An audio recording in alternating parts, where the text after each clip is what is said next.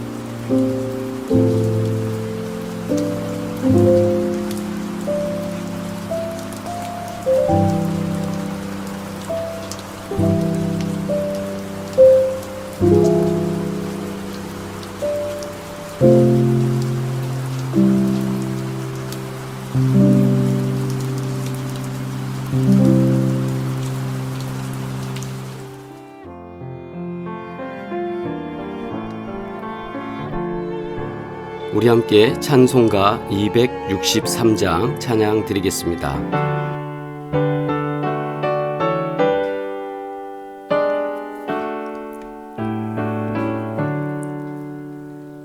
이 세상 험하고 나 비록 약하나 늘 기도 힘쓰면 큰 권능 얻겠네. 주의 은혜로 대속받아서 피와 같이 붉은 죄는 같이 이겼네. 주님의 권능은 한없이 크오니 돌 같은 내 마음 곧 녹여주소서. 주의 은혜로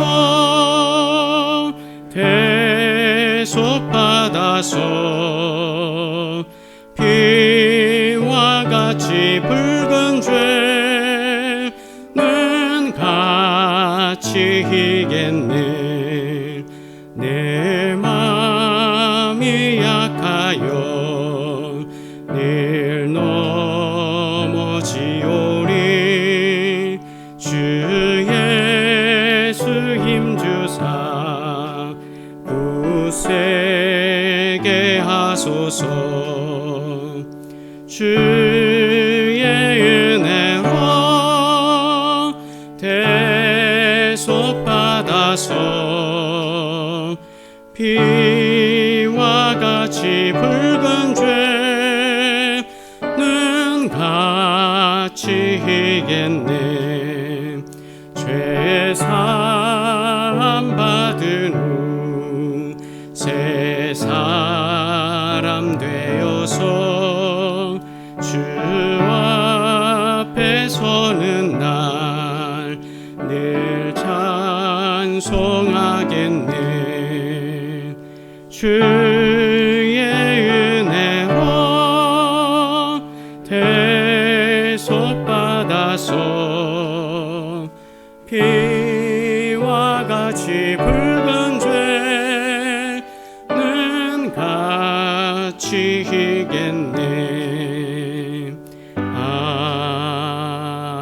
아멘. 하나님의 말씀 누가복음 4장 1절로 2절 상반절 말씀입니다.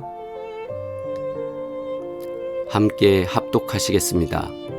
예수께서 성령의 충만함을 입어 요단강에서 돌아오사 광야에서 40일 동안 성령에게 이끌리시며 마귀에게 시험을 받으시더라. 아멘. 우리 다시 한 번 더 봉독하겠습니다. 예수께서 성령의 충만함을 입어 요단강에서 돌아오사 광야에서 40일 동안 성령에게 이끌리시며 마귀에게 시험을 받으시더라. 아멘. 다시 천천히 묵상합니다. 예수께서 성령의 충만함을 입어 요단강에서 돌아오사 광야에서 40일 동안 성령에게 이끌리시며 마귀에게 시험을 받으시더라. 아멘. 누가복음 4장 1절로 2절 상반절의 말씀으로 성령으로 가득 채움이라는 제목으로 함께 말씀 나누겠습니다. 어느 교회에서 영성이 가득한 목사님을 모십니다 라고 광고를 올렸습니다. 여러분, 과연 영성이 가득한 사람은 어떤 사람입니까? 우리가 어떻게 그분을 보면서 저분은 영성이 충만한 사람이야, 성령의 충만함을 입었어 라고 우리가 알 수 있을까요? 무엇으로 그것을 확인할 수 있겠습니까? 이력서에 어떻게 쓰면 그것이 표현될 수 있습니까? 불치병에 걸렸다가 낫는 치유를 경험하면 그분이 영성이 생겨 있는 것일까요? 또 갑자기 방언이 터지면서 그분이 말하는 모든 말이 샬라샬라샬라 하면 그게 영성이 있는 것일까요? 어떻게 그것을 우리가 수치적으로 알 수 있을까요? 그럼 어떻게 그런 목사님을 모실 수 있겠습니까? 참 난제입니다. 물론 사람은 고통과 절망을 통해서 더 깊어집니다. 더 하나님께 가까워지고 더 깊은 영적 성숙이 이루어집니다. 그래서 아픔은 영혼을 성숙하게 만드는 효과적인 방법이기도 합니다. 그러나 그런 경험이 곧 영성의 보증수표는 아닙니다. 왜 사람들은 평생 건강하게 잘 사는 사람에게 영성이 없다고 생각할까요? 예전에 친구들과 이런 얘기를 나눈 적이 있습니다. 신학교에 있는 한 테이블에서 커피를 마시면서 이야기를 나누는데요. 친구들 중에도 갑자기 고등학교 3학년 때 질병에 대한 치유를 경험하거나 부흥 강사를 만나서 갑자기 성령의 불을 받고 그렇게 목사가 되겠다고 학교에 등록을 해서 입학한 친구도 있었습니다.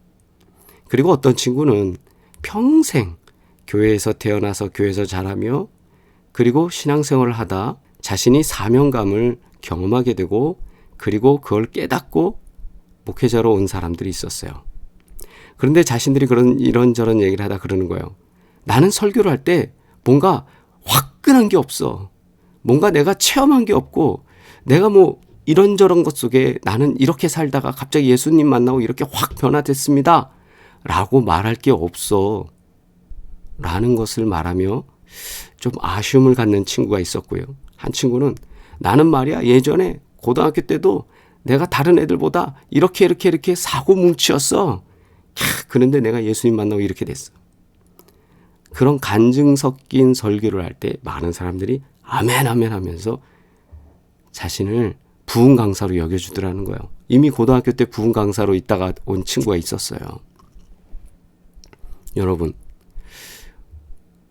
우리가 갖고 있는 이 경험이 성령 충만하고 또 우리가 설교나 간증 속에서 그런 짜릿한 경험들을 나눌 때 그때만이 성령 충만할까요? 가만히 잔잔하게 평생 건강하게 또는 평생 평안하게 성장한 사람은 성령의 뜨거움이 없었을까요? 가만히 생각해 보면 은총 안에서 건강하고 기쁘게 사는 사람이야말로 영성이 가득한 사람 아니겠습니까? 또 어떤 사람이 신실한 믿음으로 정직하게 살다가 그만 몹쓸 병에 걸려서 일찍 주님 품에 갔다면 그게 영성이 부족해서 믿음이 없어서 그렇게 된 것일까요? 근데 사람들은 그렇게 얘기해요. 저 사람 뭔가 문제 있는 거 아니야? 아닙니다. 영성은 결코 그런 게 아닙니다. 더구나 진정으로 성령의 은사를 경험한 사람은 그 경험을 영성의 증거로 내세우며 자랑할 수 없습니다. 영성은 무슨 이력서를 검증할 수 있는 게 아니고 하나님의 은총을, 하나님의 은혜를, 하나님의 선물을 자신의 공적으로 도적질하는 사람이 누굽니까? 오히려 그것이 은혜를 빙자한 강도짓입니다. 오늘 말씀의 1절에서 예수님은 성령이 가득했습니다. 여기서 가득하다라는 말은 그리스 말로 이런 뜻이 있습니다. 그릇에 물이 차서 넘치려는 상태를 가리킵니다. 즉 물이 끝까지 차올라서 막 넘치기 직전에 물이 그 컵 위로 살짝 올라오면서 도톰해진 그 상태, 가득 차서 너무너무 가득 차서 터져 오르기 직전의 상태를 말합니다. 예수님은 가득 차서 넘치도록 성령으로 영성으로 충만했다는 뜻입니다. 그런데 이렇게 성령으로 가득한 예수님은 먼저 무슨 일을 하셨습니까? 크고 놀라운 이적과 기사를 일으키면서 죽은 사람을 살려내고 이런 신비적인 것 또는 황홀경에 들어가서 천사의 방언을 터뜨리고 그랬습니까? 아닙니다. 그분은 성령이 충만해질 때, 영성이 충만해질 때 성령으로 가득한 예수님은 성령에 이끌려 광야로 가십니다. 그리고 거기서 악마의 시험을 받으셨습니다. 그런데 이 광야에서 놀라운 기적과 신비한 이적을 요구하는 사람이 있었습니다. 그 존재가 누굽니까? 바로 사탄이었습니다. 악마였습니다. 마귀였습니다. 사탄은 예수님에게 돌로 떡을 만드는 기적을 보이라고 말합니다. 또 온 세계를 한 손에 움켜쥐는 강력한 힘을 가지라고 유혹합니다. 높은 성전 꼭대기에 올라가서 거기서 뛰어내려 보라고 미혹합니다. 사람들은 그런 것을 영성이라고 믿습니다. 그런 것을 기대하고 따르니까, 그런 것을 영적인 능력이라고 맹신하니까 그렇게 해보라고 시험합니다. 그러나 우리의 예수님은, 성령으로 가득한 예수님은 그 사탄의 유혹을 물리치셨습니다. 단호하게 거절하셨습니다. 성령의 충만함은 그런 요구에서 나오는 것이 아니었습니다. 문제는 영성이 부족한 데만 있는 게 아닙니다. 잘못된 영성, 거짓 영성에 휘둘리는 게 더 문제입니다. 우리는 영성이 넘쳐서 영계에 사는 듯 사기를 치면서 세상 욕심에 아귀다툼하며 사는 사람들을 주변에서 많이 보게 됩니다. 소위 기도해 주네 하면서, 내가 미래를 볼 수 있네 하면서, 마치 점쟁이들과 점치는 사람들, 그리고 허탄한 말을 하면서 사람들을 미혹하는 사람들이 있습니다. 돌로 떡을 만들려는 탐욕의 영성은 그리스도의 영성이 아닙니다. 비굴하게 타협해서라도 권력을 잡으려는 우상의 영성도 그리스도의 영성이 아닙니다. 자기 이름과 명예만을 추구하는 교만한 영성도 십자가에 달리신 예수님의 영성이 아닙니다. 그런데 이런 모양으로 나타나는 영성이 모두 악마의 영성입니다. 악마의 영성은 돌로 떡을 만들고, 그리고 자기에게 어떤 식으로든 타협을 해서 권력을 잡으려고 하고, 자기의 명예와 자기의 이름을 추구하는 교만함으로 가득 차 있습니다. 그런 사탄의 영성은 가득하면 가득할수록 더 위험해집니다. 그건 영성이 아니라 탐욕입니다. 영성이 아니라 욕심입니다. 영성이 아니라 교만함입니다. 버리고 비워야 할 찌꺼기입니다. 우리가 사순절을 살아가면서 우리에게 있는 버려야 할 찌꺼기들을 오늘 찾으시기를 소망합니다. 성령으로 내 안을 가득 채우려면 다른 사람에게 보여지기 위해서 욕심을 부리며 탐욕을 부리는 영성이 아니라, 비굴하게 타협해서라도 권력을 쟁취하겠다는 그런 욕심이 아니라, 우리의 이름만을 추구하며 명예를 갖겠다는 그런 욕심이 아니라, 예수님이 보여주신 것처럼 말씀으로 이기고, 그리고 그 삶을 그대로 살아가는 그런 삶이 되기를 바랍니다. 육을 비워야 영이 차오릅니다. 빈 컵을 최대한 비울수록 그 안에 더 많은 것을 채워 넣을 수 있습니다. 물에서 올라와야 하늘에서 내리는 영을 받을 수 있습니다. 그리스도의 영으로 가득한 사람, 주님의 영에서 사로잡혀서 모든 사탄의 유혹을 살뜰히 물리치는 주님의 귀한 자녀 되시기를 주의 이름으로 축원합니다. 주님의 기도 드리겠습니다. 하늘에 계신 우리 아버지여, 이름이 거룩히 여김을 받으시오며 나라가 임하시오며 뜻이 하늘에서 이루어진 것 같이 땅에서도 이루어지이다. 오늘 우리에게 일용할 양식을 주시옵고, 우리가 우리에게 죄 지은 자를 사하여 준 것 같이 우리 죄를 사하여 주시옵고, 우리를 시험에 들게 하지 마시옵고 다만 악에서 구하시옵소서. 나라와 권세와 영광이 아버지께 영원히 있사옵나이다. 아멘. 오늘의 말씀을 기억하면서 성령의 인도하심을 따라 모든 유혹을 물리치게 도와주십시오. 허황한 탐욕에 사로잡히지 않게 하시고 말씀의 빛을 따라 살기를 소망합니다. 우리가 이 두 가지 제목을 가지고 오늘 하루 묵상하면서 주님과 깊은 교제에 있기를 소망합니다. 다시 만나는 시간까지 복되시기를 바라고 사순절 기간 동안에 매일매일 삶 속에 주님께 더 가까이 가는 은혜의 삶, 영성이 성장하는 삶이 되기를 주의 이름으로 축복합니다. 감사합니다.